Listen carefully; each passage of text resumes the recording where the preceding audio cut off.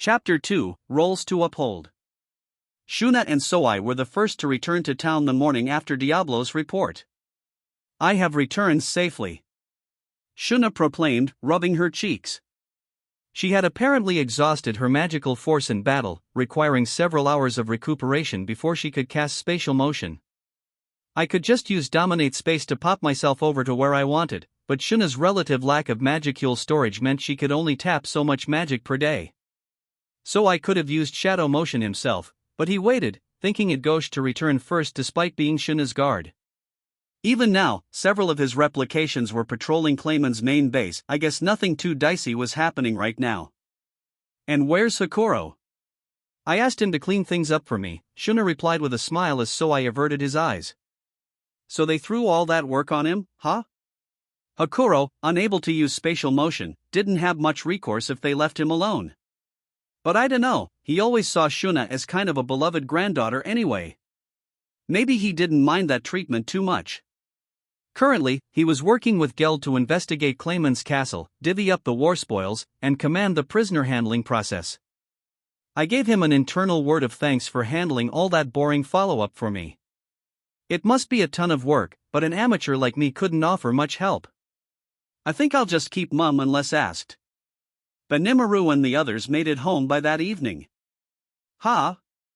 What's our chief general doing back here?" I asked. He. "With the war over, there is no reason for me to stay there forever.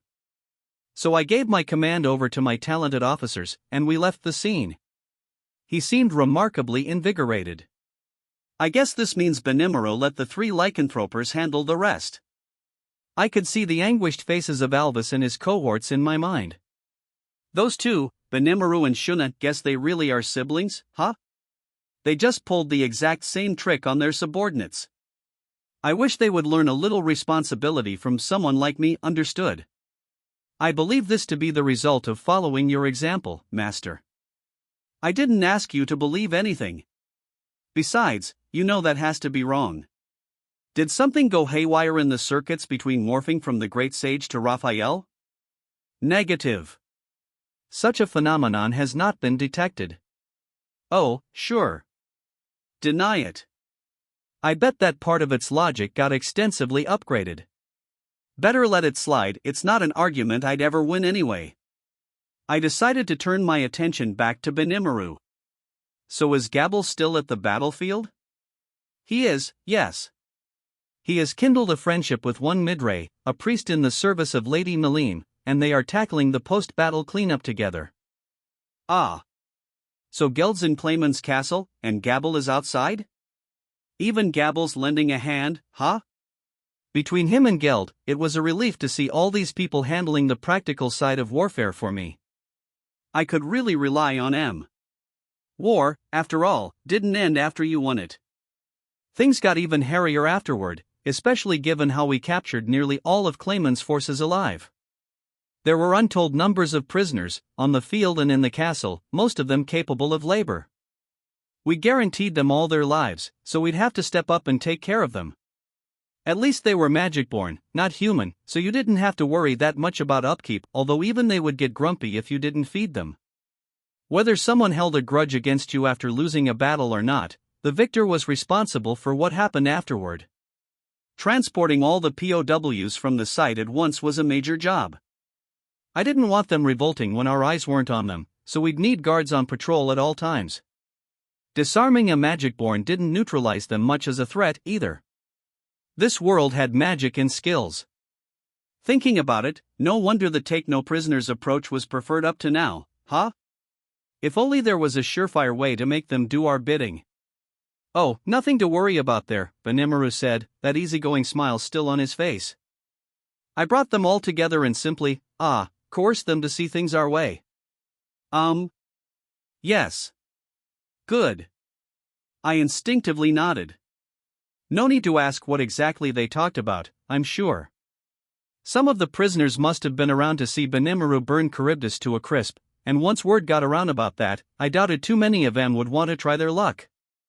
Besides, the three lycanthropers were there, and beastmen seemed like well-qualified candidates for prisoner management. "So I guess we won't see Gabble back here for a while?" Likely not. He can't use spatial motion, so I suppose he will return with the lycanthropers. He'd fly back once things settled down, I imagined. But hang on, wait, the lycanthropers are coming, too? Why them? They weren't planning on bringing all the sheltered citizens and disarmed prisoners back here, were they? Well, Rimuru replied, remember how Lady Meline blew the Eurazanian capital to pieces? We were talking about housing them in our nation for the time being.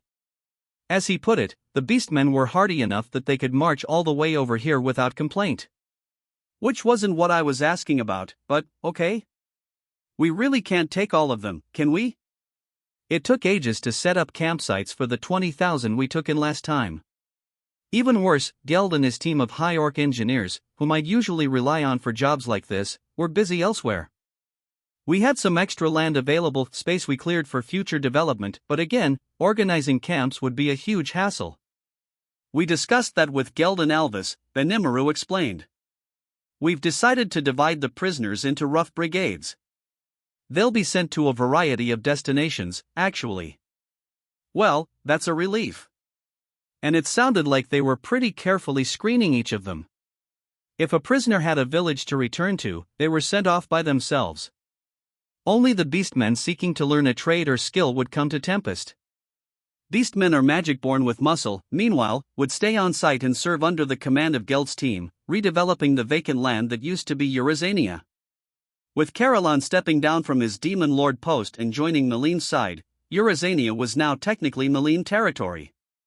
It was situated south of the forest of Jura, spread out in the middle of a vast, fertile land, and plans were underway to construct a palace for Meline in the area. I had suggested to her that she ought to move her capital there, since they were building it from scratch anyway, and she instantly agreed to it. No further discussion. That's so Meline. Thinking about it, though, I realized Meline didn't exactly have a staff. Percy Midray and the rest of the Dragon Faithful were her servants, in a way, but at least on paper, they merely worshipped Meline, they weren't bound to her at all. Thus relocating the capital was an odd way to put it, since she didn't really have a capital to start with, but I guess it doesn't really matter. Carolan and Fry both readily agreed with the idea, and so we plunged into the construction of a new city. Our funding was provided by Clayman's hoard of gold, silver, and treasure. We had a ready group of POW laborers being organized and assigned work details, and Rimuru and Geld had things going so smoothly over there, I had nothing to be concerned about. I was constantly amazed at their growth. Hey, Tamura. Remember me? Your boss, who had to explain everything to you 50 times and you still couldn't do it right? Yeah, I have this entire horde of monsters who do better work than you. The way Rimuru put it, we would be housing fewer people in Tempest proper than last time. So we won't need to set up any new temporary housing? I asked him. No, I think we should be fine. But it will not only be beastmen, we have magic-born prisoners as well. We had best make sure everyone is aware of that and exercises suitable caution. I see, Rigard said with a nod. Very well. I will explain matters to everyone. These guys are so reliable. I didn't even need to order them around, they could make their own decisions. Wait. Couldn't these guys get along without me by this point? The thought made me feel a tad isolated. One evening, a few days after Rimuru return, Diablo entered my office carrying a box painted black. Our negotiations proceeded as planned, Sir Rimuru. This box contains proof of our peace agreement and one part of the reparations, totaling 1,500 stellar gold coins. Oops. Forgot about that. Today was Peace Talks Day, huh? He said I didn't need to show up, so forgetting about it wasn't a big deal, really, but I still felt a bit guilty. I felt like everyone else was working hard on this huge work project, and I was just sitting at my desk playing solitaire. Not that I was, but still. I didn't want to be a lonely despot, after all. Or that was how I consoled myself as Diablo presented the box to me. Ah, excellent. That's more stellas than we expected, no? He had demanded the outrageous sum of 10,000. As I found out later, nobody was sure whether 10,000 stellas were even in circulation worldwide. We can only create one stellar gold coin per month, King Gazel claimed when I asked. Our kingdom did not begin minting them until a fairly long time after our founding, so I imagine they have some rarity value. He had a point, there were hundreds of times more garden variety gold coins flowing around. And now I had 1,500 of them here. Over 10% of the entire world's supply. It made my head swim. You could really see how strong Pharmus was, being able to scrape this up. I guess Pharmus really is a superpower, isn't it?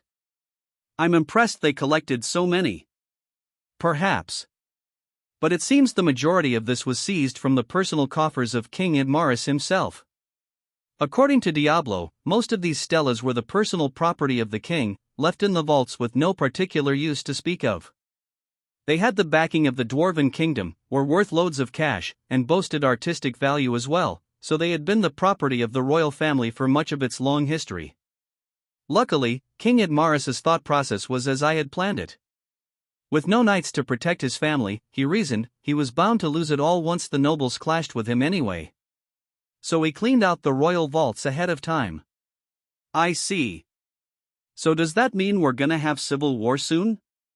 No doubt, my lord, a smiling Diablo replied.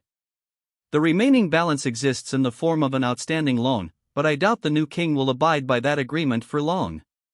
Taking the potential new king into consideration, Diablo had gone out of his way to have Admaris's younger brother Edward take the throne, instead of the young Edgar. This was done with Admaris's agreement. Everyone involved felt it was the only way forward. Normally, the former king would be rewarded with a dukedom for his service to the country, but Admaris turned this down, renouncing his post and becoming a viscount. In this role, he would be shortly moving to a small patch of rural land in the countryside, not far from Earl Knight Almigham's own lands, near the forest of Jura. To everyone's eyes, it looked like Admaris had lost his lust for power. In which case, report. The Pharmus forces who refuse to pay the remaining reparations will likely move to push all responsibility for this affair on Admaris. Yep. It was all going the way Diablo meant it to. Nidal's domain of Migham is home to Yom's band, too. This way, they can come help out if anything happens, huh? Indeed, my lord, he replied, still smiling while Cheyenne listened on behind me, scowling. Or maybe not listening. She probably tuned it out once she realized it was all way over her head. But I wasn't talking about her. Nidal's land bordered Jura's. By country standards, it was mid-size, boasting its own free guild branch and a fairly decent population. If you were going to start a popular movement, it wasn't a bad spot for it. That's where Yom was, and he was famous around those parts, hailed as a champion and broadly supported by his people. If the new king tried abandoning Admaris, could Yom stop him? He could, sir. And having Sir Yom denounce that new king for his insincerity would no doubt lead to conflict. So Yom siding with Admaris would lead to a pretty natural clash of wills, then. Sounds about perfect. If the new king really did pay off his debt to us, it'd be hard to do much else against him. We'd have to brace ourselves for the long haul, aiming to take Pharmus down bit by bit. But Diablo was thinking 2 steps ahead of me, manipulating the minds and wills of the people to gain his results. In that case, things could very likely start moving in a hurry. There was no doubt that the new king would try to get Admaris out of the picture pronto. If the government was able to capture him, our plans would be ruined. Of course, we could ignore that new king and just push on in any way, but that'd come at the cost of whatever trust the international community has in us. Always have the moral upper hand. That's how the human world worked. Well, keep a vigilant watch, alright? Can you manipulate the new king's side without getting too many people killed? If that's what you seek, yes. Allow me, Diablo, to handle it. So reliable. He's almost scarily smart. If I left it to him, he seemed ready to accomplish well near anything. Then do it. If you're short on war funds, you can use these stelas if you want. I placed 1,000 of the coins into my stomach and pushed the remaining 500 in his direction. Fortunately for us, all our wounded were now fully recovered. Apart from paying personal visits to their beds, I wasn't called upon to do much of anything for them. 1,000 was almost too much reparation, and we had also thoroughly looted Clayman's home base of its valuables, so financially we were doing pretty damn well, I thought. Much of our newfound fortune would be spent on future urban development, but we had enough breathing room to provide Yom whatever he needed. Despite my intentions, Diablo smiled and shook his head. I deeply appreciate your concern, Sir Rimuru, but it will not be necessary. As laid out in my plan, if you can provide me with a suitable army, the rest will take care of itself. That, or if you grant me permission to wage battle myself, no, that's fine. I'll give you all the troops you need, so instead of that, I need you to lay low as much as you can, alright? I had reason to cut him off. I knew how much of a freaky unknown Diablo was, so I definitely didn't want to use him in the wrong place and expose myself like an idiot.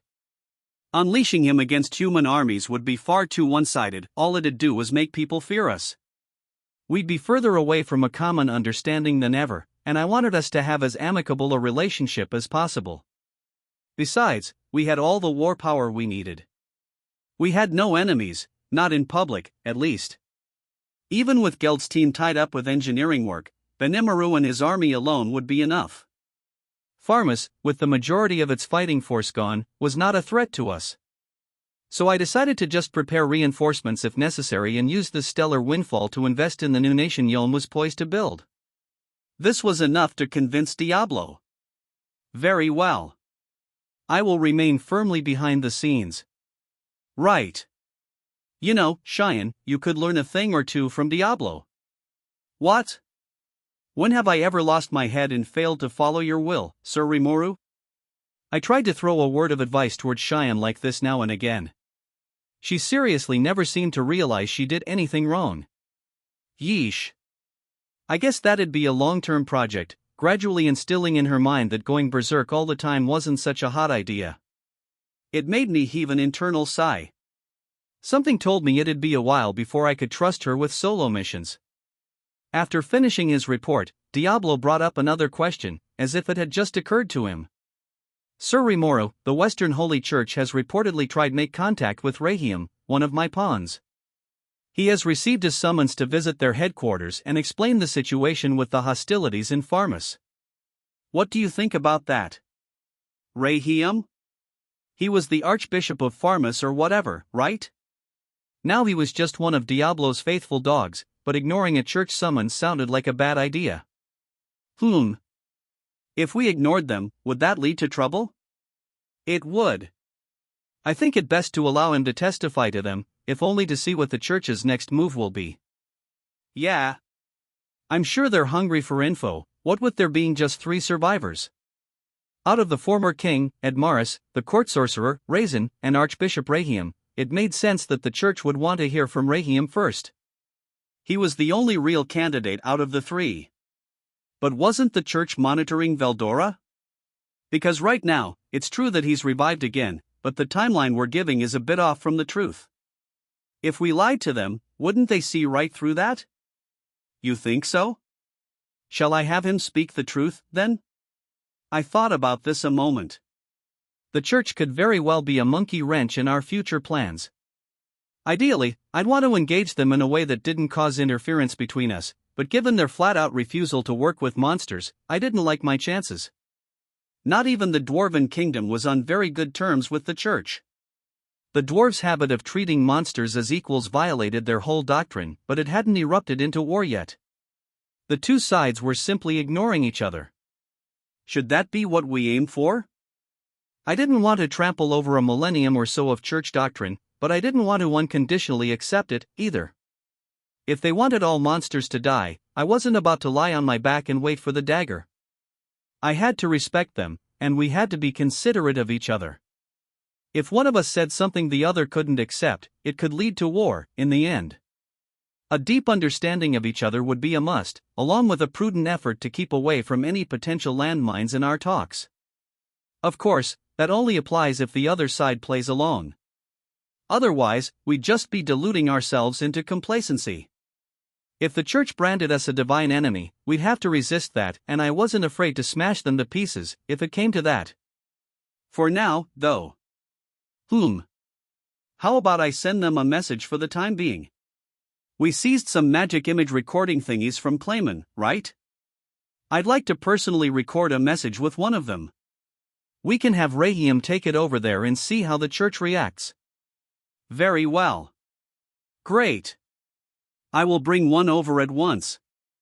Diablo sagely nodded as Cheyenne ran off to fetch a crystal for me. A few days had passed now, after Diablo reported that Rahim had commenced his journey to the church, but we had yet to hear any response.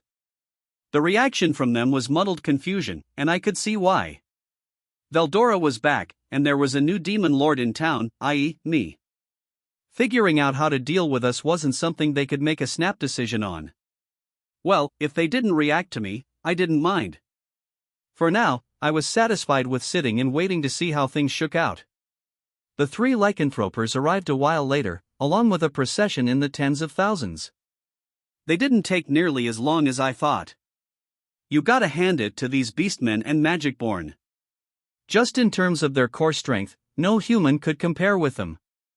With magicules all over this world, they could run on magic when physically exhausted and with their own 2 feet when magically exhausted. Their marching speed was several times what an army on Earth could manage, and I'm talking about all of them, down to the average beastman on the street. They really were bred for battle. I didn't see Gabble among them. Presumably, he was in the rear somewhere, I thought, as Alvis and Sophia came up to greet me. Isn't Phobio here? About that, Sophia began.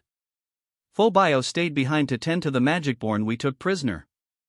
He was sticking around while Geld was at Clayman's palace, apparently, to ensure no revolts took place. In other words, they were pushing the boring work on him. Sorry about that, Phobio.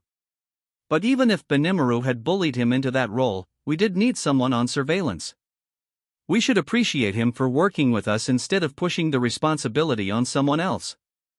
We had, by this point, fully prepared to accept this crowd. I had worked with Kaijin and Kurobe, our manufacturing specialists, to work out how many people should be assigned to this or that department around town. These were all volunteers with a keen interest in technical work, but we could only accept so many, so we agreed to set up rotational shifts for the more popular work details. It might be a good idea to build a technical school of some sort around here, I thought as we quietly handled all this work. Some place where we can provide year-round instruction on what we were doing. It seemed smart to me. At the very far end of the procession, I finally caught sight of Gabble. I have returned, Sir Rimuru, he bellowed from the skies, not looking at all the worse for wear. Hey, nice to see you. You put in a fine effort at the battle, I hear. No, I still have so much to learn. Sir Midray, under the service of Lady Melim, practically pummeled me beyond recognition. Ah yes, that dragonoot with the crazy strength. Benimaru mentioned him, too.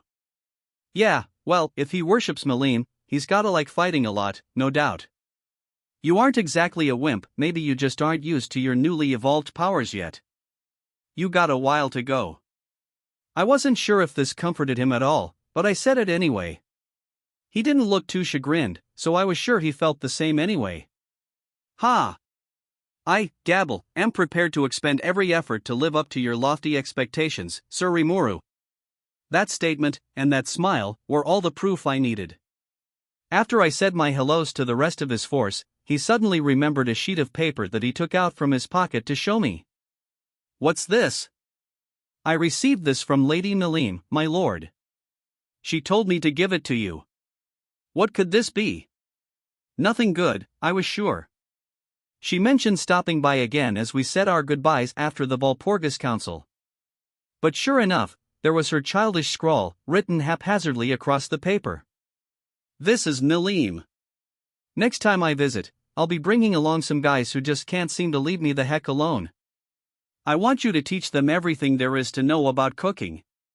This is an urgent request, so I figured I'd ask my buddy Rimuru for help. Please, please, please. The urgency certainly came through in the message.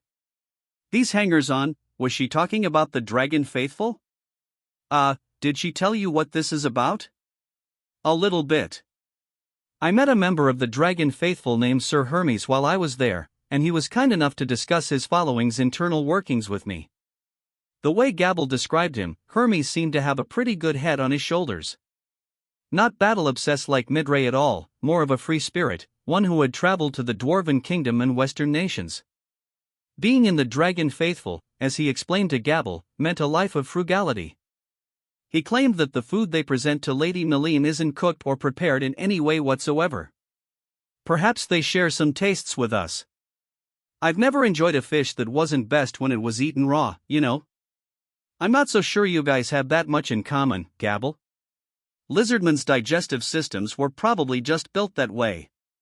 But they knew about preparing food, or at least smoking it, and they had a few non-fish staples they enjoyed as well. The dragon faithful, meanwhile, didn't seem like they had heard of the concept of cooking at all. I doubt they were eating raw meat all day, but whatever preparation they did seemed strictly for the purposes of avoiding contamination and nothing more. Okay. I thought dragonets had the same sense of taste as humans. We do, sir, we do. Thanks to my glorious evolution, I have gained the most wondrous, expert set of taste buds. All the bland meals of my lizard man passed pale in comparison to the vast cornucopia of delights I can now sample. Yeah, I'll bet. So when you eat a good meal, you know how you kinda want to eat it again later on? Gabble nodded sagely, growing increasingly excited. Yes, now I see your point. This is Sir Hermes's way of eliminating the dragon faithful tradition once and for all, is it not? Probably, yeah. Tradition or not, I could read Melim's mind easily enough. If they worshipped her as a god, though, why were they deliberately ignoring her will? That's kind of, blasphemous, isn't it? And why can't Melim just chat about this with them herself? Maybe, in her own unique way, she didn't want to rock the boat with them. She knew they were only acting out of virtuous intentions, so she put up with that treatment without complaint. In that case, we'll need to give them all the royal treatment, won't we? Oh, absolutely.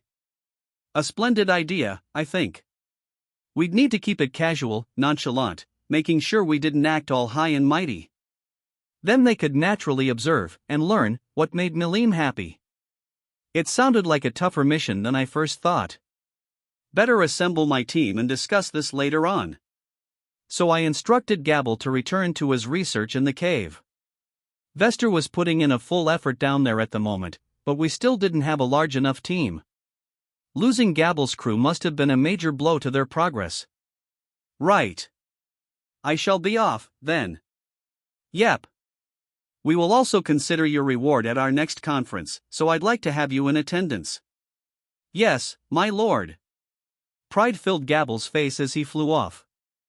He must have just remembered that I appointed him to Tempest leadership earlier.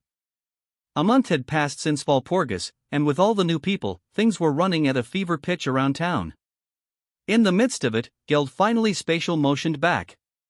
It was the first time I had seen him in a while, and he looked pretty beat up. It's good to see you again, Geld. He heaved a sigh at my pensive greeting. I have to say, Sir Rimuru, I look up to you more than ever now. Whoa! Where'd that come from? There was no doubting the respect in his voice as he turned his weary eyes to me. I hadn't done anything of note recently, so I had no idea what he was talking about. What happened to him in the space of a few weeks? Well, the story Geld had for me was a classic tale of incompetence among new hires. He had organized the prisoners into groups, deploying them to this or that allied force. That much went well. After that, he commended these troops in the midst of their surveying and land-clearing work, but certain problems quickly made themselves known. High orcs had no problem using thought communication to chat with one another, working as a team even in silence, but we'd need a different plan with the mix of magic-born involved here. Verbal instructions couldn't be understood, and besides, a lot of the main staff, Geld included, weren't that great at making themselves clear. It's one thing to be capable of something, but quite another to explain it clearly and lucidly to others. Lots of artisans like him faced the same problem. This meant that as ruthlessly efficient as Geld and his team were, things fell apart when anyone else got involved. The results were boundlessly frustrating to him. The Magic-born weren't great fans of being ordered around either, so even if you carefully showed them what to do in person, many of them weren't interested in meekly copying your actions.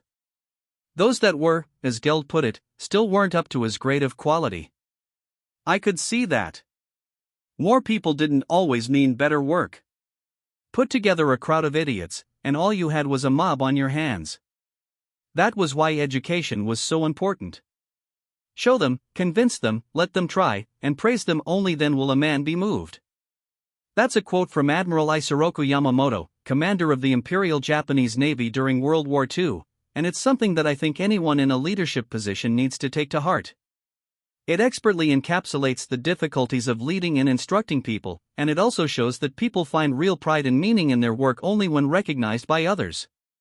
Listening to Geld's grumbling reminded me of the more painful moments of my office job, in my previous life. Work staff who never listened to you, people down the ladder who tried hiding their mistakes, bosses who attempted to push the blame on someone else. It wasn't wine and roses for me back then, either. A lot of good memories, too, but get me started on the bad ones, and I could go all night. And whenever I had it really rough, all right, Geld. Let's have a drink. I slapped him on the shoulder. Rewarding the staff for hard work was part of any boss's job, and one way to do that was to let them vent their grievances and work out everything in their system. I needed to pay special attention to Geld, given how much responsibility he felt for his work, and so we drank the night away, while Geld aired out all his pains and concerns and I carefully listened. I planned to assemble the leadership for a conference the next morning, but before that, I called Hakuro over for a private chat, contacting him via thought communication the previous night. I traveled to his quarters at sunrise.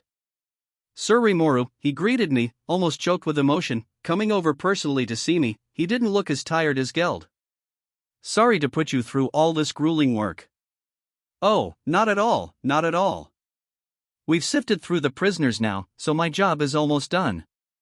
I have to say, though, Geld has it far worse. I finished transferring leadership over last night, so there's no need for me to go back over there, at least. Geld? Yeah, sounds like he had it tough. After I contacted you yesterday, he and I drank for a while, and it sounds like he's got a lot on his mind, you know?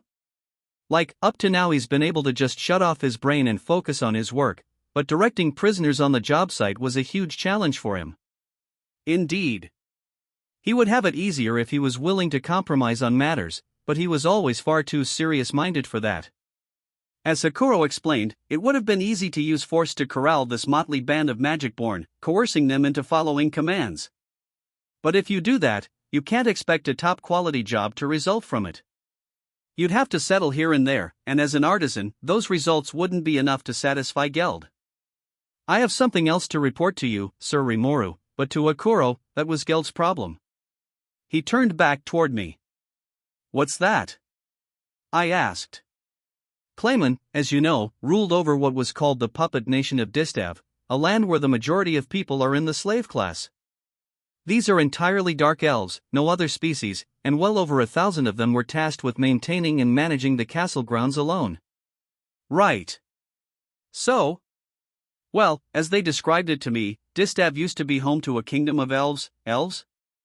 The denizens of the sorceress dynasty of the Lion descended from elves, too, didn't they? Is there a common ancestor here? Maybe not, we're talking pretty well out of the way, geography-wise. And remarkably enough, some elven ruins remain in the land. The Dark Elves describe themselves as keepers of their graves. Oh? Grave tenders? Over what sort of graves? Elves had life expectancies of who knows how long, besides. So you're saying there are these well-guarded, untouched ruins from an ancient kingdom just lying around? This was big news to me. Ruins like these were dotted all over the world, often raided by the hunter-gatherer adventurers who made treasure hunting their line of work. Most of them didn't have a very good time at it. Only a precious few ruins had been discovered at all, and those that were had already been picked clean a while ago. But if there was a brand new cache of ruins to explore and exploit. Hakuro, I'm classifying this discovery a state secret. Don't tell anyone about this for the time being, not until I go there and survey things for myself. Yes, my lord, he said quietly, nodding. He must have understood how vital this could potentially be. If I had to guess, Clayman derived much of his riches from the things discovered in these sites. He had to. That would explain all the artifacts and magic items Geld told me they recovered. But does that mean we should just, take them over? I decided to hold off on judgment for now. The secret seemed to be safe with the Dark Elves, word wouldn't get out unless we wanted it to. This was Demon Lord territory, forbidden lands that no adventurers dared to approach. Better to go slowly on these ancient ruins. Trying to overextend ourselves to all of them at once was too likely to backfire. Everyone was now seated at our main meeting hall. I surveyed them all from my specially made slime seat. Right. Hello, everyone. As some of you already know, I have been promoted to Demon Lord. Congratulations! They all shouted their tidings to me, happy and excited whether they knew or not. I was just as happy. I had safely weathered a major storm. It was a long journey, indeed, yes, Rigard observed, but we have finally made it. Rigard, it hasn't even been 2 years since we met, right? Rigger, meanwhile, was crying like a baby. Truly astounding. Seeing our leader become a demon lord fills me with so much emotion. Cheyenne sneered at the crowd like this was all inevitably going to happen. It is the start of a new era for Sir Rimuru. Though, really, it was an emotional time for me, too. The only problem left was essentially the Western Holy Church. If I could handle them, it'd be easy street on the way to creating the ideal environment I'm looking for. Brimming with confidence, I continued my briefing, going over what we decided on at Valpurgis. Right. I didn't mention this, but it's been decided that I'm the official ruler of the entire forest of Jura region. I don't think this really changes much, since it's already been that way for a while. It just means that, if someone invades the forest, not that we'd be fighting back under my own name. Also, should we formally declare our rights to this territory, do you think? Or are we safe just leaving it be for now? As I spoke, the looks on my leadership grew more nervous. Some of them appeared downright terrified. What? Did I say something bad? The whole forest? Truly? Yeah. I replied to Rigard. Are you serious? Benimaru gasped. Including everything on the other side of the river? Air, probably? He was referring to the Great Ameld River that flowed across the forest, dividing it in two. The other side bordered lands under the influence of the Eastern Empire, a place we still had little to no connection with. Is that a problem? I asked. Not a problem for us, Benimaru replied after some thought, but I don't believe the area past the river counts as the Dryad's domain. So far, Sir Rimuru, you are recognized as overseer only of the lands that the Dryads themselves have built up. To the denizens beyond the river, the advent of a new demon lord would likely prove to be quite a headache. He smiled the whole time, savoring the thought of mowing down any rebellious factions over there, no doubt. That was, no. Bad idea. If you asked me, Kaijin rebutted, this is an astounding development. The demon lords have formally agreed that you have rights to all the forest's natural resources, if I'm understanding this correctly. This includes anything that anybody takes from it, over on the other side. That's big news, pal. It's like he was reading my mind. He was right. It didn't strike me as anything big at first, but it had the potential to explode. As Kaijin explained to me, people had been harvesting the forest's resources on the sly for a while now. The Dryads were willing to let it slide to some extent, but given the general state of lawlessness past the Great Ameld, it was common for people to take wood or produce or whatnot from Jura to the Dwarven Kingdom, making a living off the sales. There was no regional authority to seek permission from, nothing stopping them, but now, if they wanted to do that or live in the forest, they needed my approval, and they'd have to march over here to get it.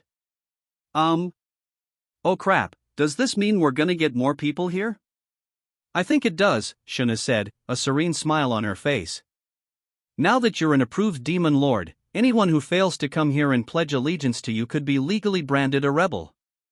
Her opinion had to be shared by much of Tempest, I figured. But why require permission after who knows how many years of living here? That sounded like needless bureaucracy. Well, why worry about that now? I mean, if they're already residents of the forest, no, countered Rigard, a demon lord is, in a way, a projection of pure power. It is something to be proud of. To a goblin, you understand, a high-level magic-born is something of a divine presence. Exactly, Gabble added. Some of these uncontacted residents may seek the protection of the demon lord, others may go on with their lives without recognizing your authority. They have the right to make that decision for themselves. But even among the lizard men I used to be with, the protection of a demon lord would have been a literal gift from the gods. Defying one was unthinkable, ignoring one, the height of folly.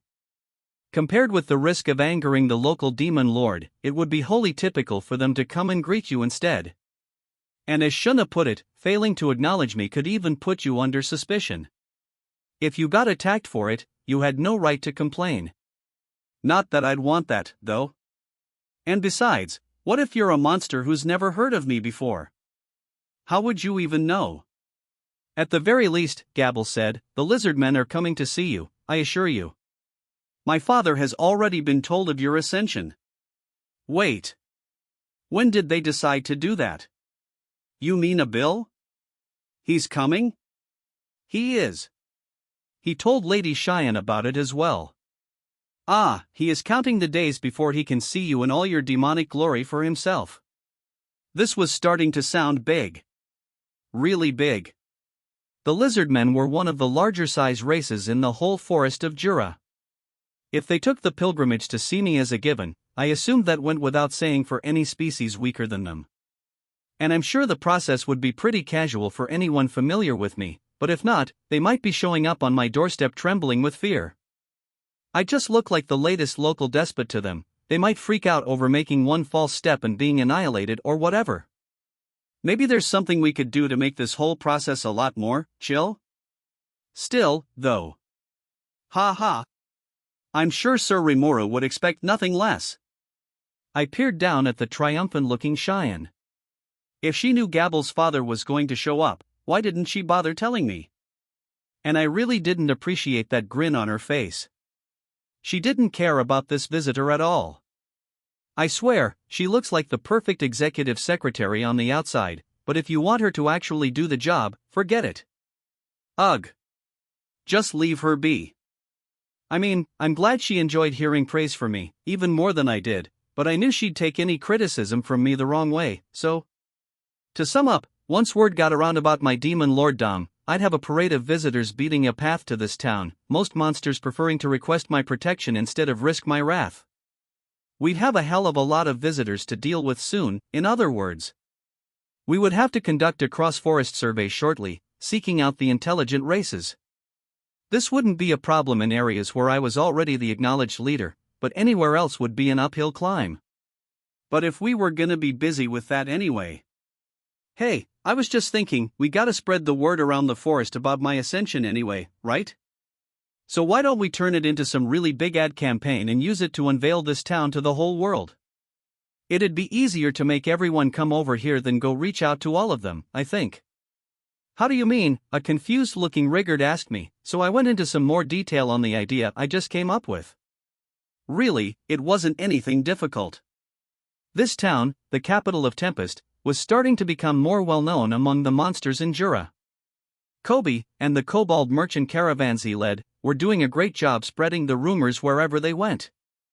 At least a few people must have been interested in visiting, and I was just thinking now was a good time to expand our population a little.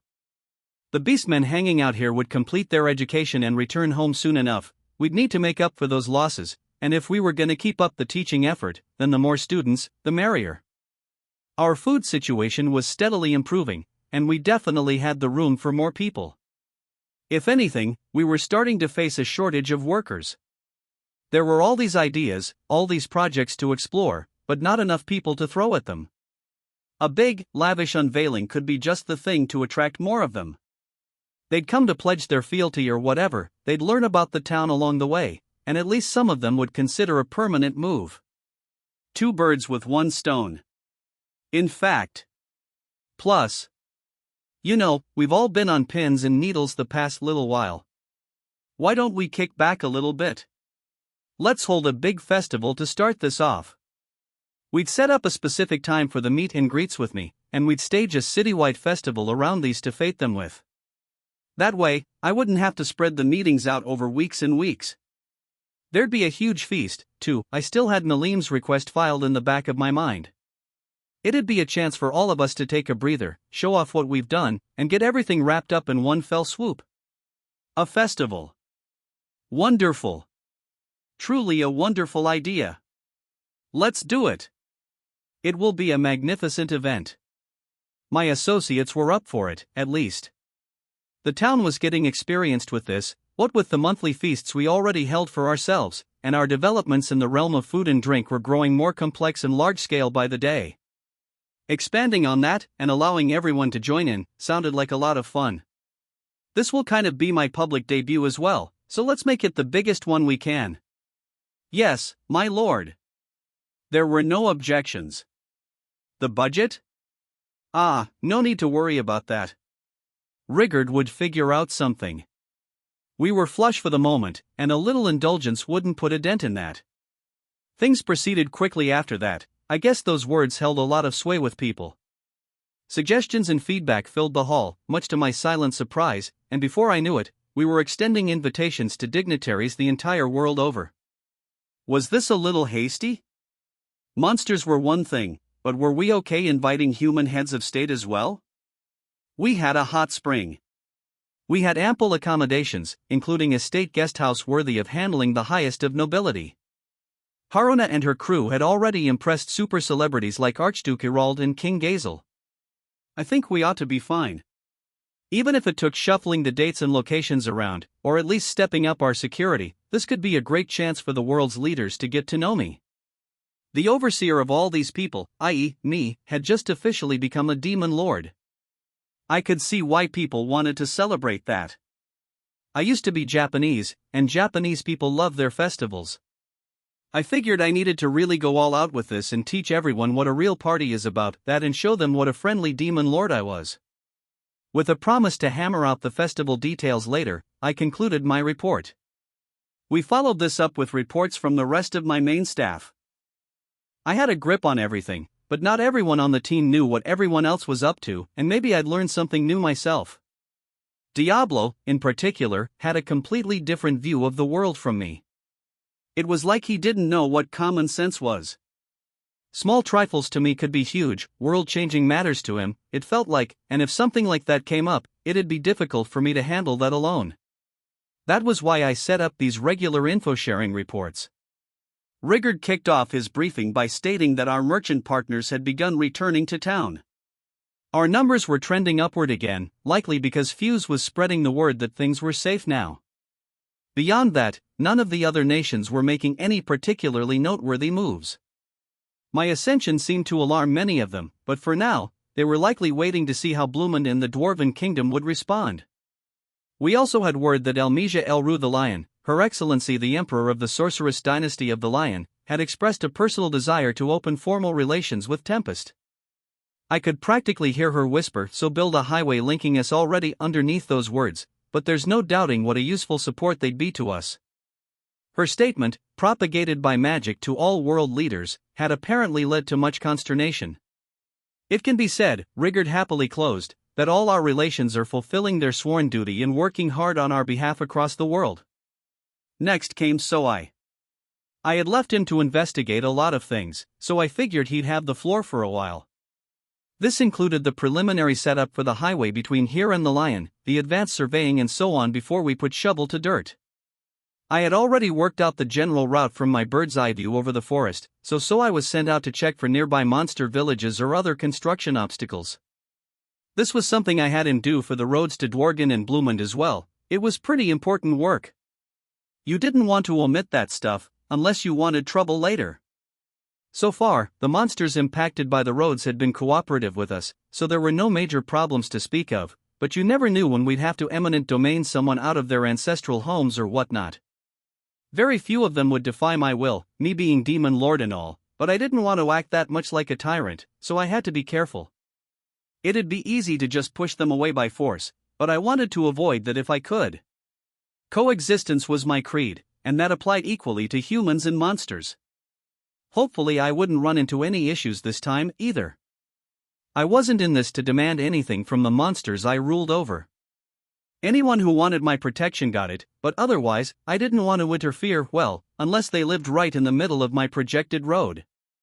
But I wanted to avoid pointless conflict, so if they were willing to negotiate, so was I. I'd be happy to make all the moving arrangements for anyone displaced, should I need to.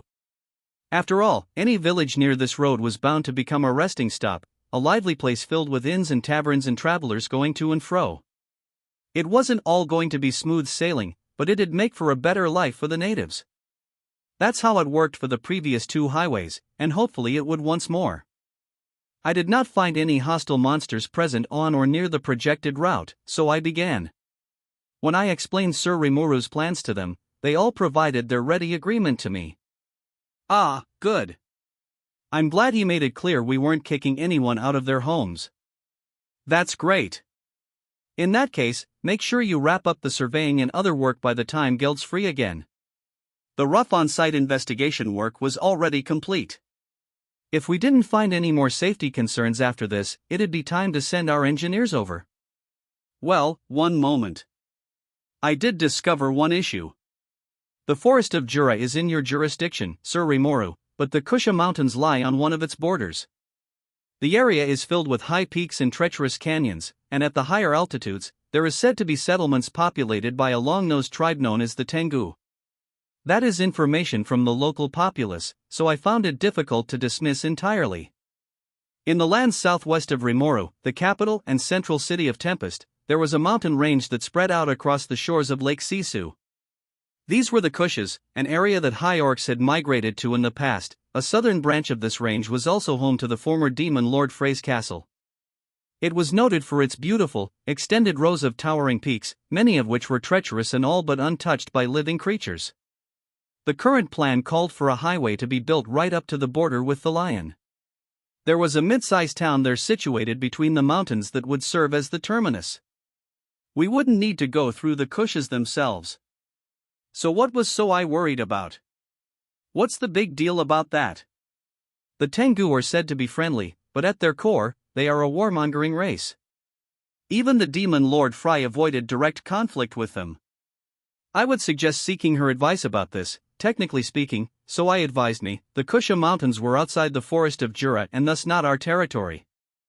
It wasn't Frey's, either, making it independent, unclaimed land. I could have just used my demon lord powers to beat them into submission, but maybe it'd be better to zip over and explain matters to avoid future trouble. In their eyes, they might see me as a greedy demon lord trying to expand his territory. So I sounded disappointed at having to leave the decision about this to me, but I actually thought better of him for it. I was so proud of him for not forcing the issue and trying to work with the Tengu himself. He was careful like that, and that made him endlessly helpful for missions like these. All right. So should I go in? One moment. If that's the issue, let me head over. Just as I hoped to get this wrapped up quickly, Rimuru stopped me. Whenever he casually volunteered for something like this, it always alarmed me a bit, but he was right. I left the matter to him. You seemed rather friendly with Lady Alvis as of late, my brother. I would hope you are not volunteering merely for the chance of a tryst with her? Shuna commented. Ha? Rimuru and Alvis were that into each other? What does she mean, Rimuru? If Shuna was telling the truth, this was serious. You misunderstand her, Sir Rimuru. Shuna, enough of your nonsense. He acted unperturbed enough. It didn't seem like he was lying to me. But let's face it. Rimuru was a good catch for any woman able to capture his attention. Anyone could see that. Don't worry, Sir Rimuru. Whether Rimuru is here or not, you will always have me. Oh, great, more Cheyenne's nonsense. Ha? What are you talking about? Ha? Falling for Alvis's trap and ready to abandon our nation, are you? Cheyenne continued. Well, go. Do whatever you like. Cheyenne, how on earth are you interpreting things that way? I could see veins throbbing on Benimaru's head. I mean, yeah, I was kind of jealous of him, 2 years, and I still didn't have a girlfriend to speak of, but I didn't think he was gonna go elope or whatever. Cheyenne's imagination was a fearsome thing, indeed. Yeah, I really doubt that, Cheyenne. You heard him, Cheyenne.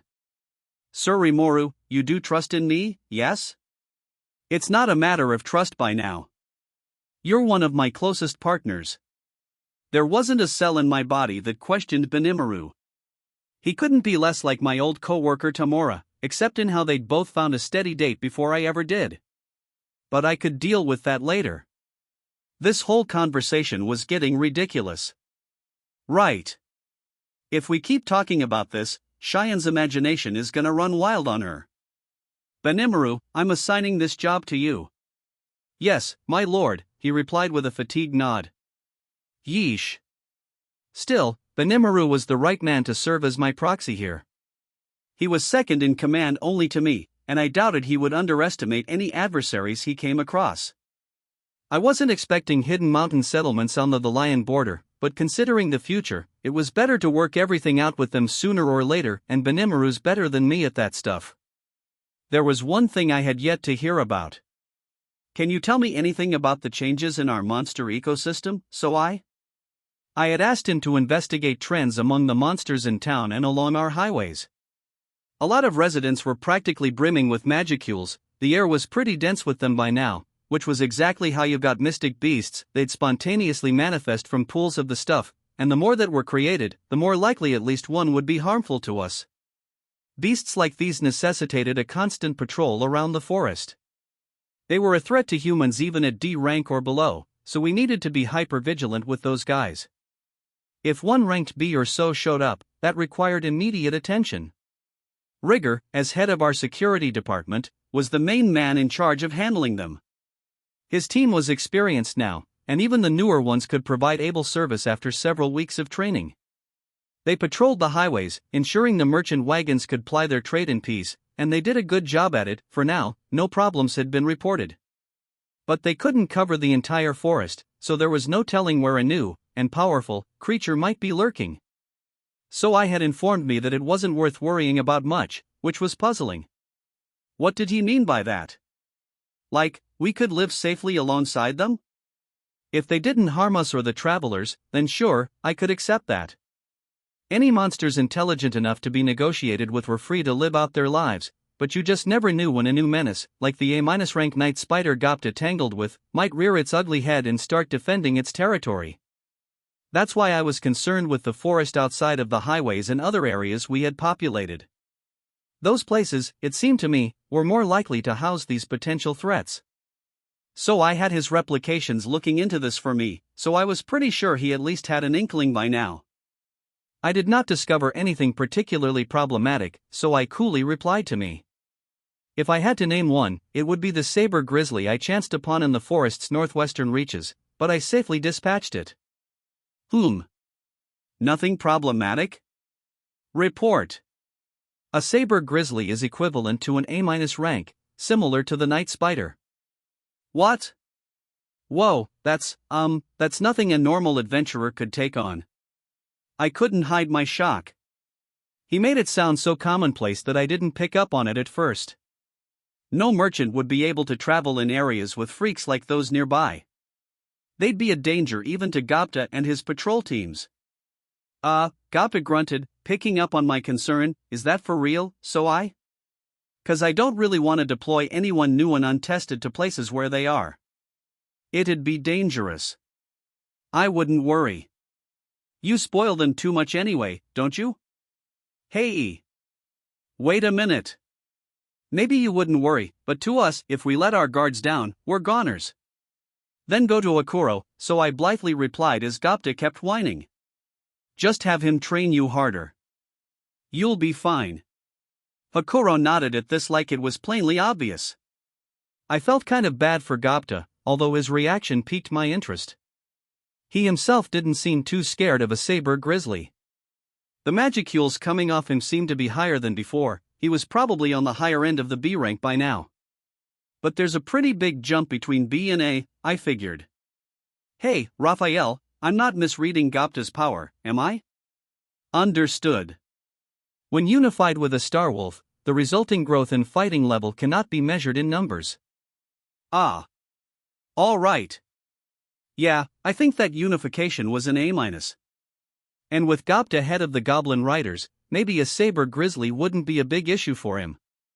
And didn't he mention successfully defending himself against an attack by one of the Clayman squad leaders? Between Hakuro's training and his own experience, he must have been improving, in his own way.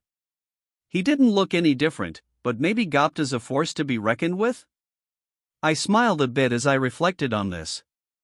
Now, I think Gapta's got a good point. Just because you can handle it doesn't mean the whole world can, That was meant to defend Gapta a bit, but I also wanted to remind Soai not to try solving all his problems alone.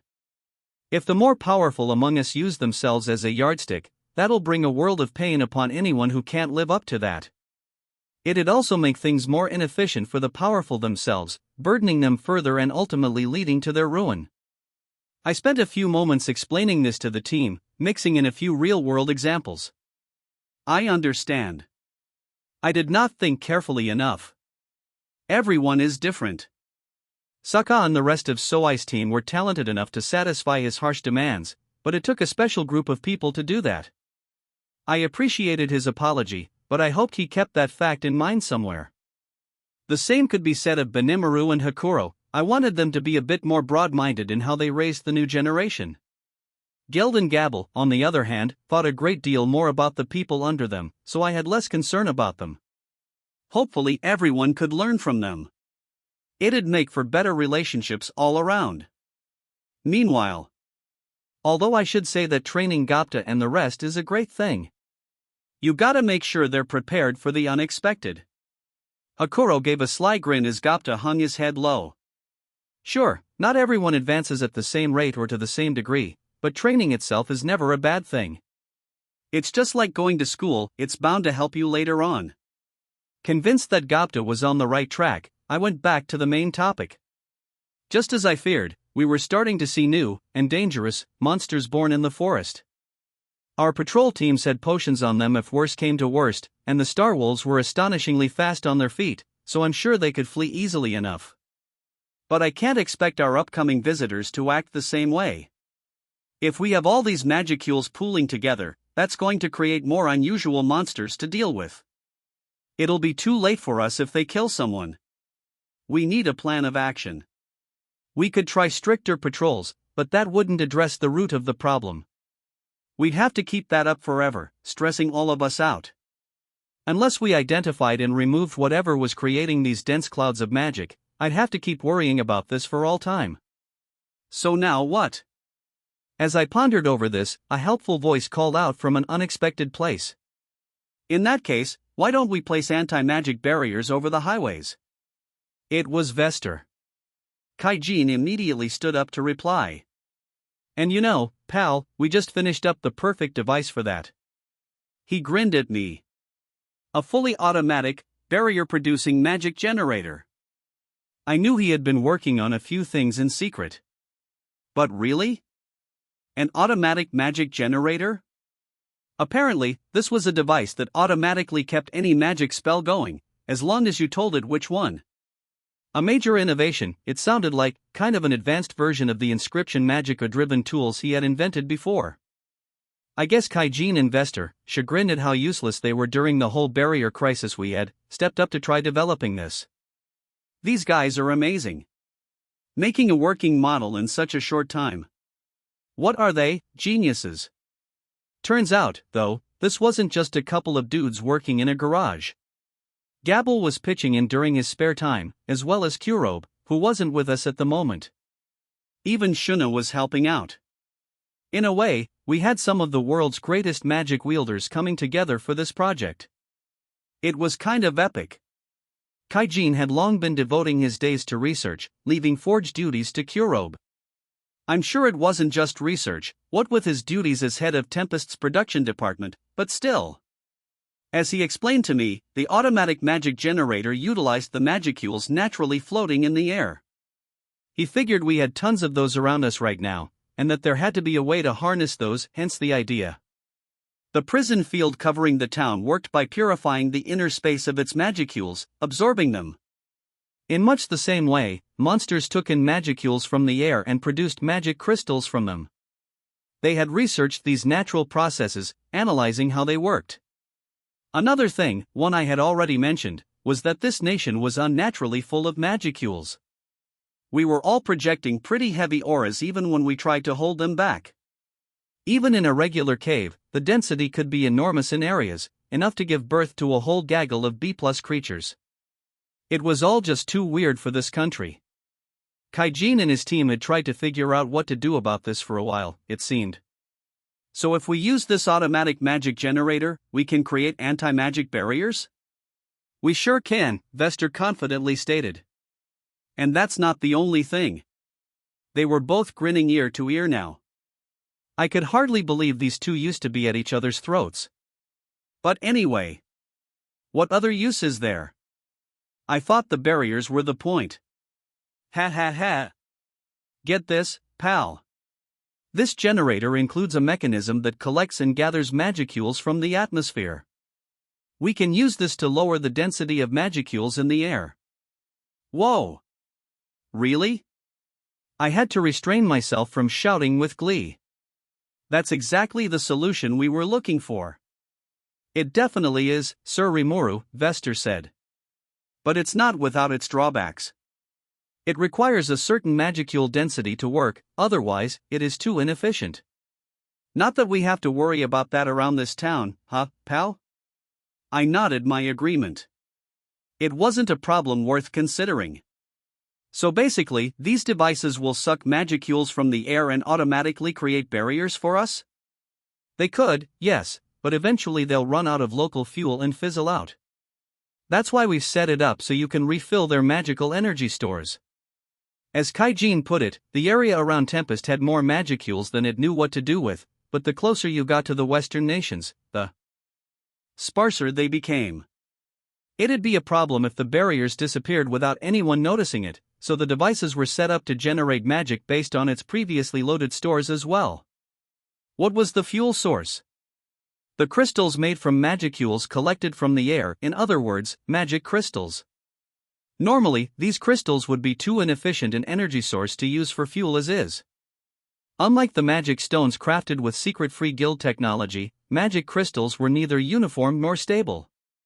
Converting them into magic energy would cause a good 90% of their magicules to dissipate into the atmosphere.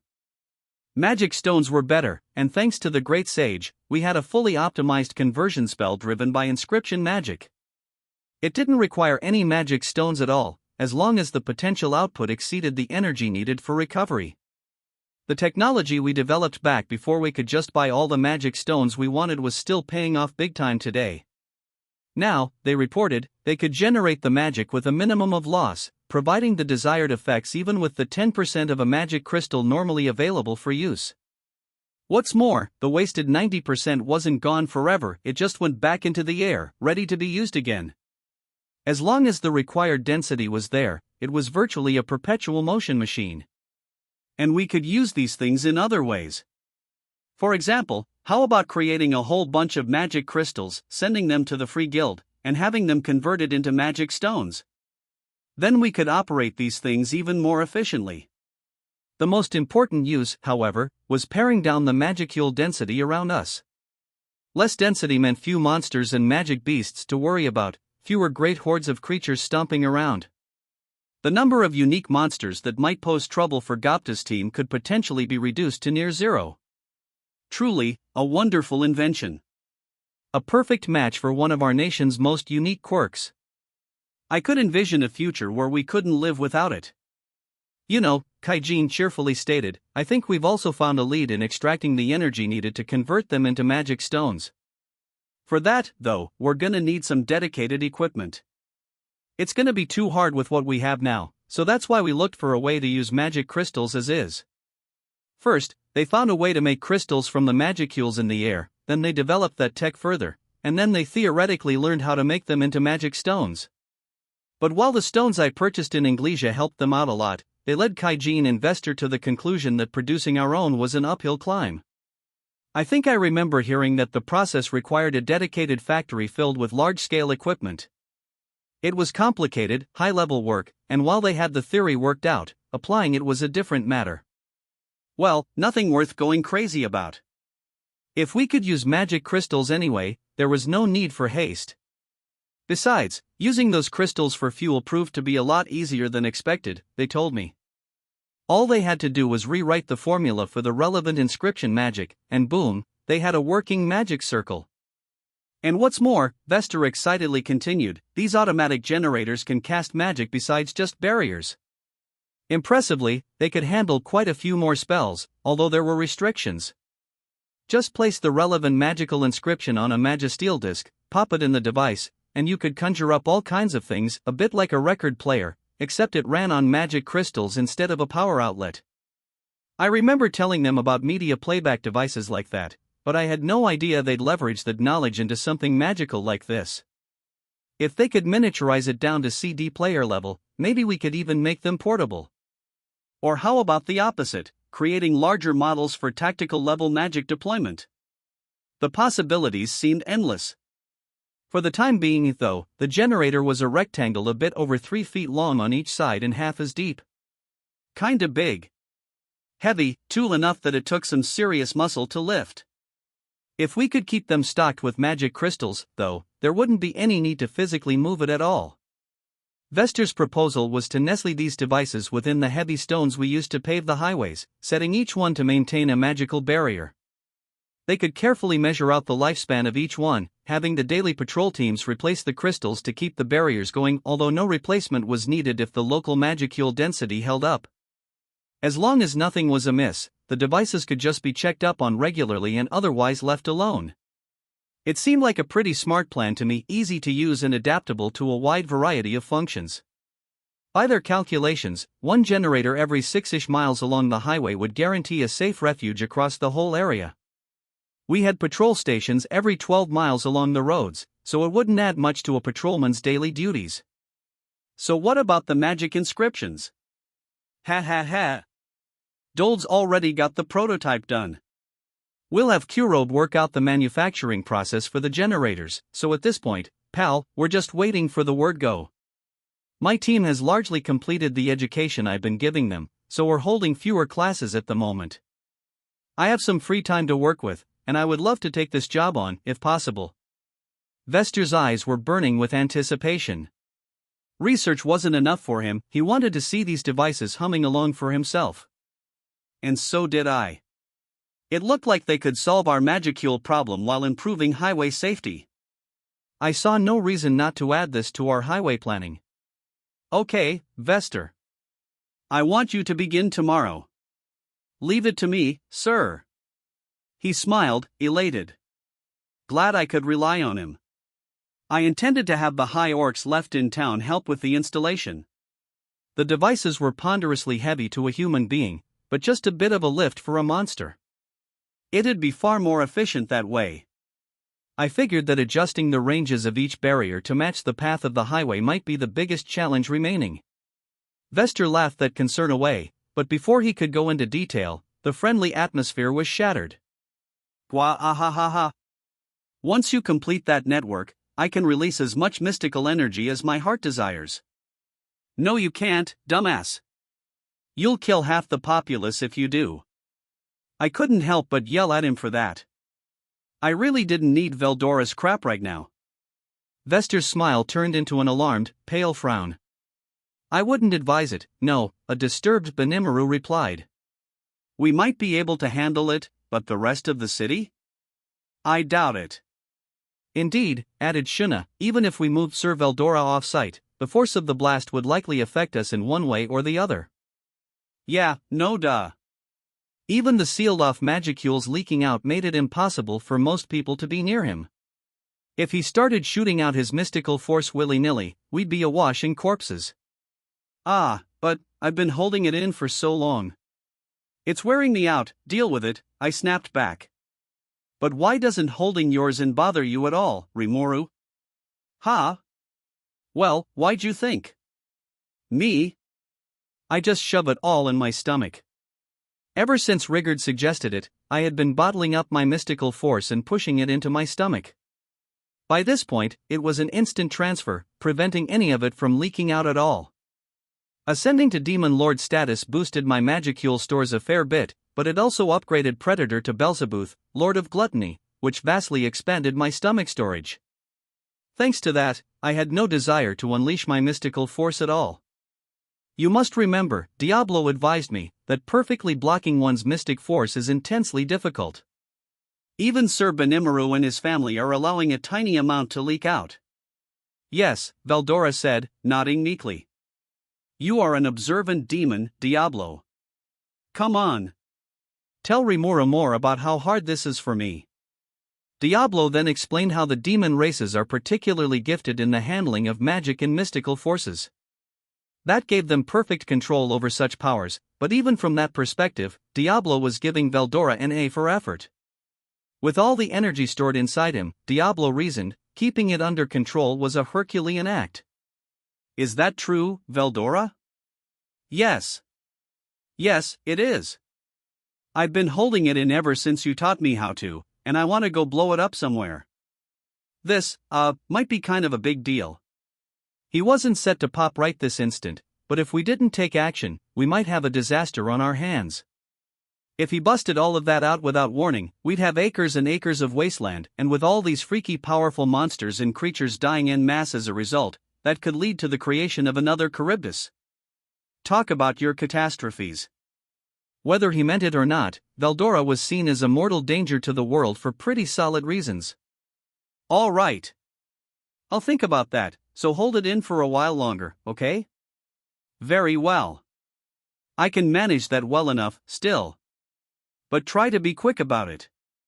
Good. Still, does it always have to be like this? I solved that magicule density problem, and an even bigger one immediately replaces it? I let out a soft sigh. You just never know what life's gonna throw at you. So I had finished his briefing, and before long, so had my other main leaders. But just before I was ready to adjourn, could I have the floor a moment, Sir Rimuru? Geld raised his hand, looking concerned. What's up, Geld? If you've got something to say, go right ahead. He didn't seem that troubled last night. It probably had to do with the magic-born prisoners, the source of all his recent stress. I wanted to help him if I could, but... I was hoping, he began, to tell my fellow orcs about your ascension to Demon Lord. Would you mind if I traveled to the villages of my countrymen, practicing my spatial motion as I did? Things appear to be calm across the land now, so I may perhaps find other comrades interested in serving you. Come to think of it, he's been so hard at work here in town that I don't think he's had the time to visit the high orc villages. I had been hearing about improvements he made to our food situation, but beyond that, I honestly hadn't been giving him much attention. He deserved this, I thought. But, Geld, if you find anyone willing to join us, I'd like you to send them to this town first. Why is that, sir? Well, I appreciate your interest in adding to your own forces, but I think it's important they complete their education here beforehand. That was my backstory. High orcs like Geld could use thought communication to instantly get up to speed on work duties. That was a massive advantage to them and one of the reasons Geld was such a major contributor to our cause. But we could begin work at once. Between building these highways, constructing Lady Malim's castle, and everything else, you need labor that can move as quickly and fluidly as your own arms and legs, which, by Geld's logic, meant the more high orcs around, the better. No. We have all those prisoners to work with, don't we? So you go lead them and build them up for me. But, Geld, I know what you're thinking. Your suggestion would be the most efficient way, I won't deny that. But I want you to aim higher. Higher? Yes. There's no doubting that thought communication is an incredibly useful thing. It cuts down on mistakes, and there's no reason to deliberately shut it off. But if we give preferential treatment only to races who can use that, what happens to the prisoners? Are we just gonna have them mopping floors and doing other menial tasks? The suggestion seemed to help Geld reach the same conclusion I had. Going forward, we clearly needed more workers. That's why we had to train those prisoners now, while things weren't too rushed. That's the iron rule of business work when you have to, train when you don't. Plus, if I let Geld practice favoritism with his own species, that could lead to all kinds of discrimination I really didn't need around here. I was aiming for a paradise enjoyed by a diverse number of races, so there was no way I could allow that stuff. We were at a vital turning point in a number of ways. Also, Geld, you're definitely a talented commander. I think if I put you in charge of this diverse group of Magicborn, that'll polish your skills even further. Our construction schedule is full, certainly, but there's no need to panic. Just use the experience you've built and lead them with your own words. And, I took out a sheet of paper and handed it to Geld. I want to leave this construction job to you. That's just the foundational blueprint, but I firmly believe you're up to the task. Are you up for it? Sir Rimuru, this blueprint was for a gigantic structure, one I had been crafting here and there in my spare time. I showed it to Malim and the rest. Fry was impressed with how high it went, while Caroline rumbled his approval of the sheer majesty of the thing. Malim, meanwhile, simply loved it. This meant that all the guests who'd stay here would have no problem with it, although, this was an investment in the future, provided de facto free of charge to them, so I didn't want to hear any complaints anyway. The building was inspired by what I saw in Inglesia and my drive not to lose out to them. I was picturing a skyscraper at first but changed my plans after I thought something more original and suitable for this world was in order. That was what I was leaving in Geld's able arms. Not that we'd be hands off, of course. Geld needed some follow-up from me, lest the weight of the job crush him. My eyes turned to Kaijin. He smiled back. Smart of him to pick up on a slime's gaze. But maybe I should have held this meeting in human form. Not everyone can notice that so easily in my regular shape. Leave it to us, pal. I'll give Geld all the backup he needs, and I'll take Mildo along, too, so you can have him handle your little city planning project, huh? What about your current work? That'll be no problem. Our research has settled down a bit, and we're educating the next generation. I think I'm safe leaving town for a while. Good. My small concerns were being whisked away by bigger issues, ones I was far more excited to tackle. No way Geld would mess this up. I'm sure you'll be fine. Let me see you handle this and grow even stronger than before. I'll be happy to talk things over if you have any problems, though, so don't get too worked up about it, okay? But. Geld looked frozen, his back nailed straight up. With a job as large as this one, what if I fail at it? It's fine. Even if you do, that's still gonna be vital experience for you. Nobody's gonna die doing this, and it's not like it'll cost any more than a typical city if it goes haywire on us, right? We can always earn it back. He was serious-minded, he always put in a full effort, and he always took responsibility for his actions. That was why I had to say that. It'd have the opposite effect on someone lazier and less motivated than him, but it was just the advice Geld needed right now. Yeah. He's right. I mean, look at me. Last time you did what, Datta? Mind coming to my office later to tell me in detail? Gay. Was this whole thing a trap for me? Ugh. Datta always wants to show off like that. At least he helped Geld loosen up a little. Ha. Thank you, Sir Rimuru. I suppose I was so afraid of failure that I let the little details overwhelm me. Please, allow me to take this on and live up to your expectations. Good to hear. You've got the job. It was good to hear. Geld gave me a refreshed smile, his mind clear of concern. Why does he get all the attention? A clearly jealous Cheyenne asked. It's the right person for the right place, I replied. You have your own work, don't you? Yes. Cooking. No, you idiot. Well, we all have a few things on our plates, but in your case, I wouldn't say cooking is one of them. I tried to be as indirect as possible. If she had one single job, I suppose it'd be protecting me in this town. I mean, she had her own good points, too. We're all good and bad at different things. No need to freak out about it. But look, Cheyenne, Benimaru said, getting ready to end the conversation, you have an almost unfair amount of strength, enough to even beat me depending on the circumstances. So when I'm gone, please keep Sir Rimuru safe and sound, alright? Our reporting was just about done. I could have wrapped things up there, but while we had the chance, I figured we'd listen to an update from Diablo about his own work. Very well, he said with a respectful bow as he began.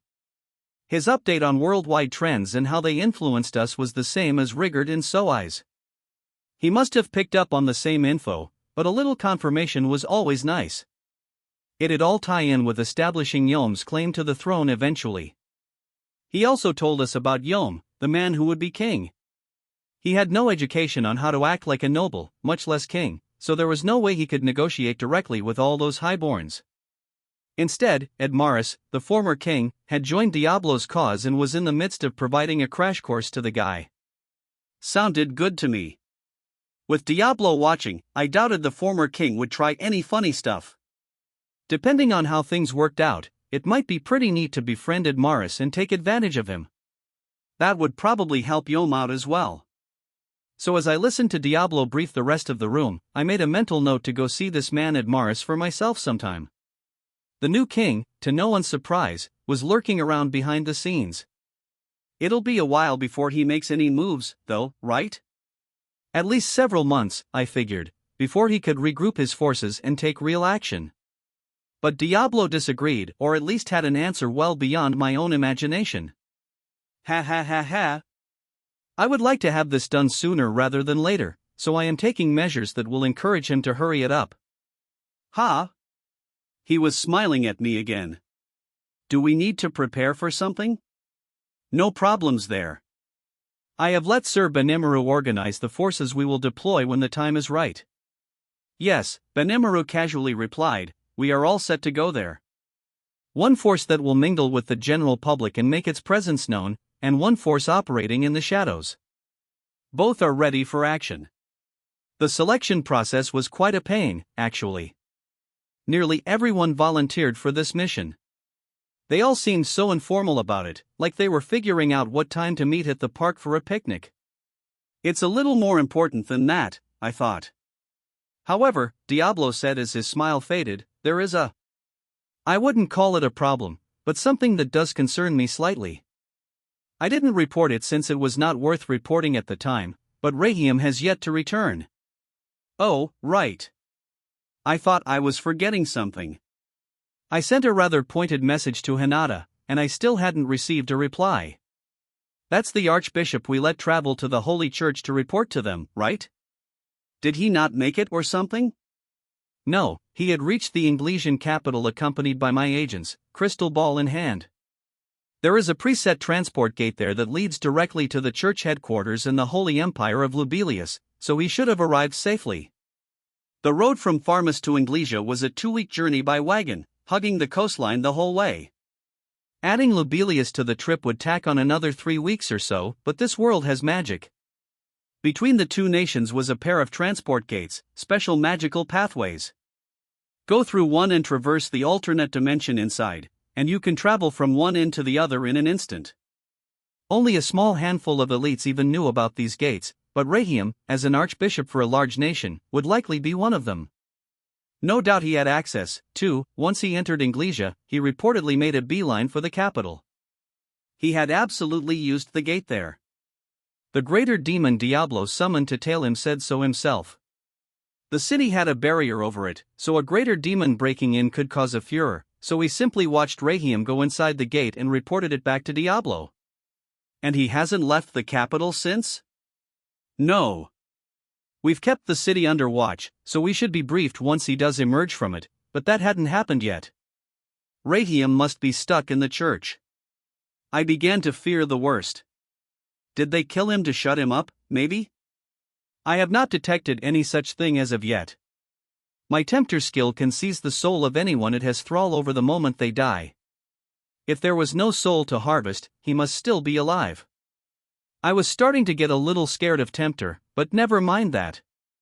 I imagine Rahiam would have been safe in Lubelius's capital, what with the temple knights undoubtedly guarding him. But he still wasn't back.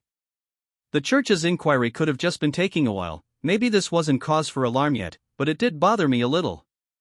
But hey, if he's alive, then fine. As long as they didn't kill him and blame us for it, it's all good. So we still don't really know what the Western Holy Church is up to? No, sir. They may try to interfere with my plans, but at the moment, it is difficult to say. I will be sure to remain on high alert and deal with whatever we discover. Good. A little daunting, though. There's too little intelligence to read the situation very well. If we had enough info, I could have just left it all to Raphael, besides. My apologies, my lord, so I stated, looking frustrated. Attempting to infiltrate Lobelia is, sadly, a dangerous proposition. Oh, no, you're fine. Pushing yourself too hard never accomplishes anything. If we were going to sneak into the nerve center of the Holy Church, sworn enemy of monsters, so I himself would be our only candidate. Even then, if Hinata was there, I'd be sorely anxious for him. Sokka and the others wouldn't have a chance, they'd be discovered and executed in short order. I had strict orders in place not to go overboard with this kind of thing. Still, though. You think we're gonna be enemies now? The message I recorded painted a picture of, in so many words, putting the whole ruckus from before firmly behind us. I taunted them a tiny bit, too, but hey, I needed to have a little fun, right? Or not. Maybe that was a bad idea, but it was out of my hands now. No undo button to press. The overall message was friendly, though, so I was pretty sure that's how they'd take it. Hinata was intelligent enough to make the right decision, I believed. If she opted to live alongside us without hostility, that'd be the most ideal thing. For now, outside of the octagram, the church was the biggest threat out there. The Eastern Empire seemed kinda fishy, too, but they were unlikely to take action for now. If the Western Holy Church could do the same for us, Diablo's plans were all but accomplished already. That is a thorny question, Rimuru said. Personally, I would prefer to have this dispute firmly settled, rather than leave any grudges behind. I appreciated his feedback, but if we were defeated, it was all over, so let's keep it peaceful, okay? Shuna gave me a thoughtful look. You know, Sir Rimuru, we were attacked while you were fighting the Saint Hinata. These attacks were undoubtedly timed, and someone needed to plan that out in advance. Plus, Clayman himself hinted at the presence of someone behind the scenes. She helped me recall someone I really shouldn't be forgetting about. The big man upstairs. Him, huh? Yes, said Hakuro, bitterly nodding.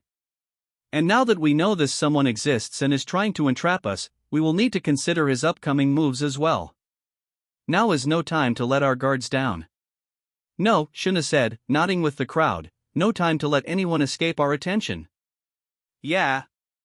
And if that guy's involved, Hinata might take action, too. But something didn't seem right to me. You know that feeling? The suspicion you're overlooking something? And then it struck me all at once, this thing eating at me. Say, what if Hinata didn't attack me on her own volition? What if she was asked by someone or ordered to? How do you mean? Given the timing, Shuna asked as she traced my line of thought, isn't it clear Hinata is connected to this other person? That only strengthened my suspicion. Well, honestly, I really don't think Hinata was taking orders from someone, but what do you think? Even if she was connected to that someone, do you think she'd take orders from him? I heard a couple gasps from the audience.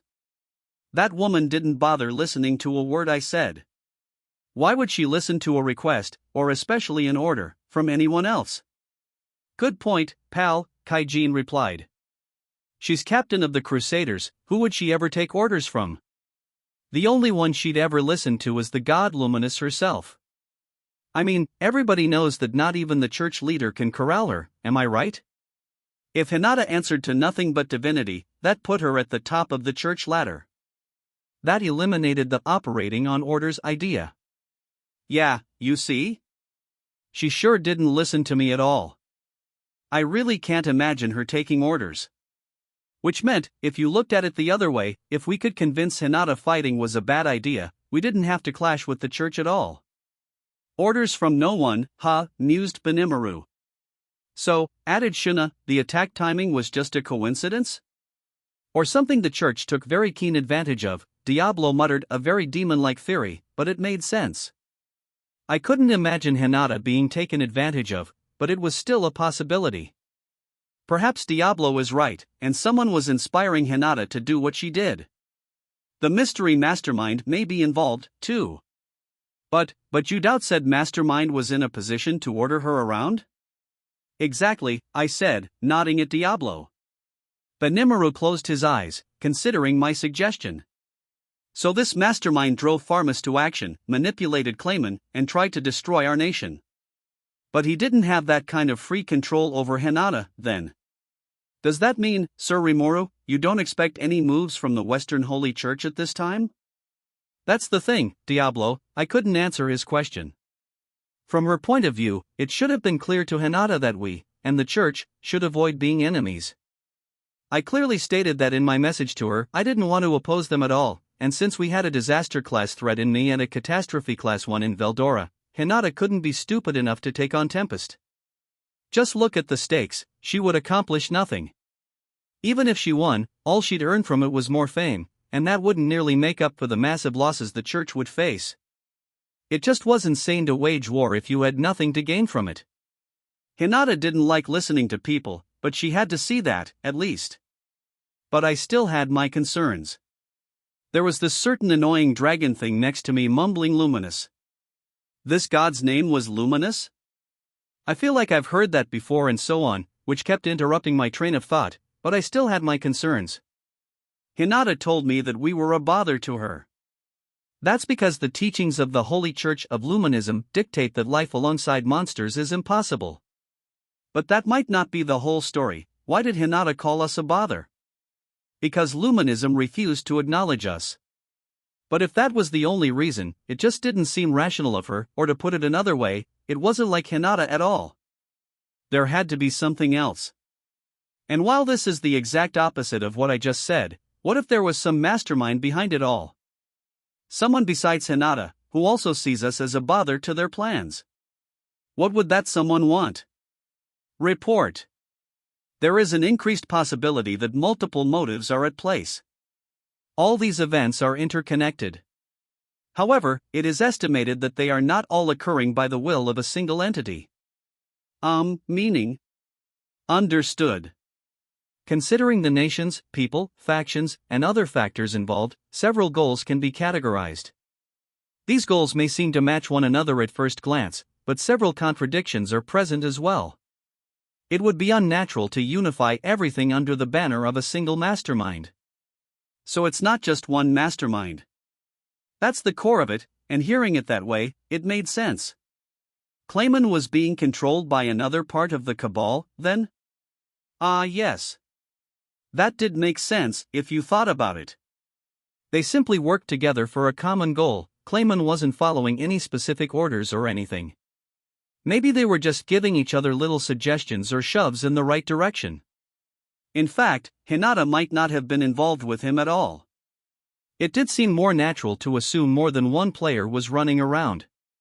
Plus, if these factions changed, some players may no longer want to put up a fight. That's how international politics worked. It wasn't something that operated on passing emotions. So, to Clayman, we were nothing but a bother, but at the same time, he tried to take advantage of us.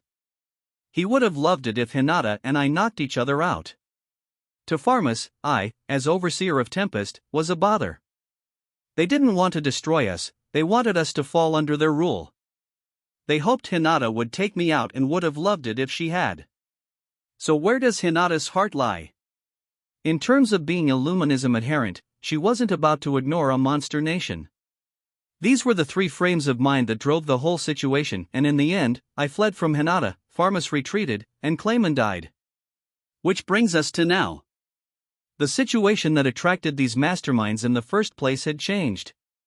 Clayman was gone, and the person behind him must have been busy reconstructing what little fighting force he had left.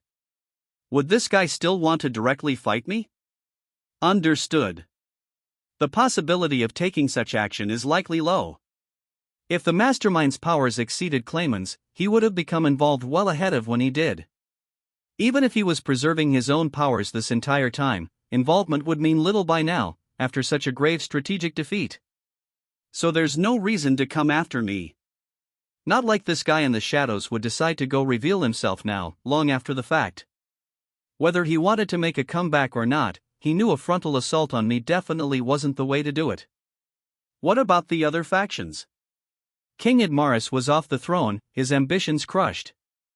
The new king was doing something, and there were those among the administration who certainly wished us harm. We were a bother to them, no doubt, and there was a good chance they hadn't given up on taking us out of the picture. But Diablo was watching them. If they were trying to become a new mastermind, they were sure taking their time with it. I doubted they were a threat, although you couldn't declare them down for the count. Maybe someone among them was hiding a darker, more sinister aspect. This is why dealing with human beings is such a pain sometimes. The Western Holy Church was being completely opaque. Judging by Rahiam's missing in action status, things must have been pretty chaotic in there. Was Hinata struggling to cope with this, too? If she didn't have a clear and present reason to oppose us, there wasn't much reason to take action. But what if she does take action? It'd mean something was forcing her hand. Report. It must not be forgotten that there is a high possibility of multiple people working in the background. Yeah. Good point. And if there were, whether Hinata wanted it or not, things could keep on moving forward. Guess optimism right now wasn't such a good idea. Perhaps, because there are multiple interests at stake here, we should work on the assumption that it is not solely Hinata's decision to make? Diablo must have arrived at largely the same conclusion I had. Well said, Diablo. I was just about to say that myself. It was Raphael who saved my ass, of course, but no need to reveal that much. Maybe Diablo's a hell of a lot smarter than I thought? I was using Mind Accelerate to rev up my brain a million times ahead of normal, and Diablo had arrived at the same conclusion at roughly the same time. Without Raphael, I'd be eating his dust. Ha ha ha ha. In that case, we had best keep a close eye on the Western Holy Church's meddling this time, as well. He pretty much was already, I knew, so maybe the warning I was about to make didn't really matter. Still, the rest of my team deserved to hear it. We might just be making a big mistake, though. How so? Benimaru asked. The rest of my cabinet was watching me closely, too. I definitely needed us all on the same page here. Like Diablo just said, there might be more than one man upstairs. Chances are that the current status quo is the result of multiple interests working on the same playing field. This time, too, different players are after different goals, so we shouldn't assume our opposition is all gonna act the same way, you know? My team nodded their approval. If that explanation was enough to get my point across, they're pretty damn quick on the uptake, too. Except for Datta, given how he was napping at the moment. That was almost a relief to see. He's still getting punished later, though. And you think these multiple interests are linked with the one Clayman spoke of? I don't know, Benimaru. But we can't decide on anything yet. Working on unfounded assumptions when there's not enough data is dangerous, I think. I shrugged. Being in my slime state, it just looked like a few ripples pulsing across my body. That'd make sense, though, Kaijin added, convinced. Like, if Hinata was moving based on obligations, not necessarily orders. Ha ha ha ha. In that case, I will investigate further. It was the merchants who provided Ed Morris and his ministers with their information, but thinking about it, that should have raised my suspicions. That struck a chord. Hang on. The merchants. Is something bothering you, Sir Rimuru? Well, I mean, Pharmas invaded us to boost their coffers. War has a way of moving money around, and you always have people trying to profit off it. Maybe some of the merchants are working behind the scenes to get a piece of that action? I see, that was another point we'd overlooked. Our enemies might not be vast nations with huge armies at their control. Ultimately, both now and in the distant past, it was greed that led to animosity between peoples. And as long as money could be exchanged for power, the merchants needed to be monitored as well. I leaped off my seat, taking human form and surveying the audience. Then I began to hand out orders. Shuna, examine the account books we recovered from Clayman's castle and see which merchants were frequent visitors. Yes, my lord. Diablo, pin down some of Pharmas's civil servants and figure out which merchants they have the closest ties with. At once, my master. Benimaru, I want you to double-check your selections for the force we're sending as Yon's reinforcements. They'll need to be prepared for anything. Not a problem. Rigard, I'm leaving you in charge of town. We're going to hold a festival for the ages, so get the place prepared for it. No need to tell me twice. Geld, don't worry about any of what we just talked about. Just focus on your own work. If we get in serious trouble, we'll come to you then, so just trust me for the time being, okay? Of course. Nobody in this realm would ever distrust you. Akuro, you assist Benimaru. Gabble, work with Rigord. Rigor, shake down our entire security system. We need to be prepared for all the races we'll be hosting soon. On it. Yes, sir. All set. And, Cheyenne, you be my guard. Yeah, that. Absolutely. Clearly, I was on a roll. I gave Rhonda a pat on the head as I smiled, satisfied. This should work, everyone can handle their own business now. And what of myself? Oh yeah, Veldora, stay out of everyone's way. It shall be done. I doubted it. Him, I'll need to keep a personal eye on. Oh, N. Gapta, I know you're tired out, but come see me in my office. Gah! Seeing my smile first thing after I shook him awake must have spooked him a little. Ah well. Even after becoming a demon lord, these meetings never seem to change very much.